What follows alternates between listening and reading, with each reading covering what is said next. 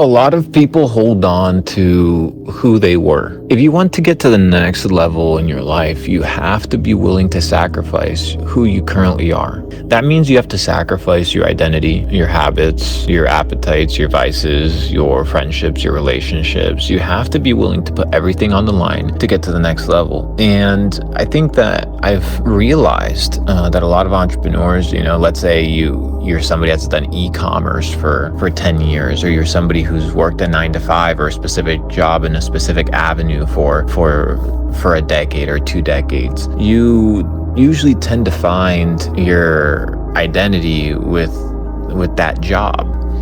But what if that was simply a phase in your life? I find it paradoxical that people retire. And I had this 2-year retirement, right? I had this 2-year retirement. And I'm like, what the fuck am I doing retiring in my 20s, bro? Like, am I out of my mind? Like, am I like truly this insane? And I realized, I was like, what is this concept of retirement that I'm actually seeking? And this concept of retirement that I was seeking was just freedom from having to worry about paying bills. That was it. Like, that's it. It's not even traveling and doing crazy shit, buying fancy stuff. And no, that's all just additional. It's just being able to have peace of mind.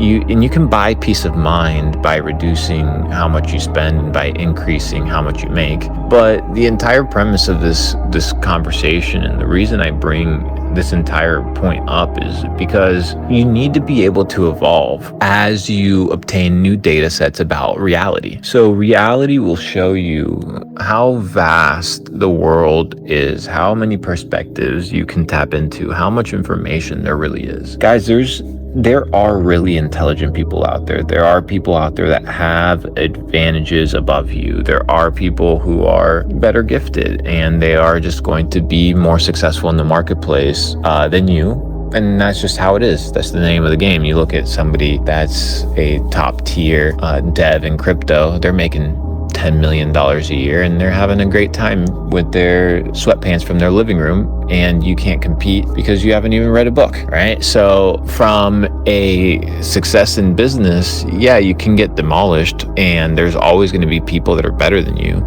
So assuming that you're the best isn't always the most important thing. But what if business wasn't the only area of your life that you were supposed to tackle? So everybody spends their life getting really good at business, to then just retire and just give up all the years of experience that they've accrued to just fucking sit around and do nothing. As you grow, and not grow old, as you grow, you end up being in a situation where you should continue evolving, right? If a certain phase of your life, you can retire a phase out of your life. That doesn't mean you have to be retired, right? So you can retire out of your 9-to-5. Doesn't mean you have to retire out of fucking life. You can retire out of this job and jump into entrepreneurship. You can retire out of university and travel for 2 years, and then you can take it back on. Retiring is simply just putting away, right? Just look up the definition to retire. It's pretty much in the word there. But people retire themselves from life, and I think people do it early on in 2 perspectives. You can either do it because you retire yourself because you get rid of all the chips on the table and you just make such bad decisions in life that you truly just can't recover, or you retire because you've accrued enough years to whereby you've become lazy and complacent. My goal is to experience life, right? The fullness of life. That means I'm gonna have to evolve into many versions of myself. Today, later on, I'm gonna be posting a video on YouTube teaching you guys how to do this, and hopefully it's of value to you. So be expecting a link later tomorrow or later today. But it is 4:51 in the morning. Data sets unlocked.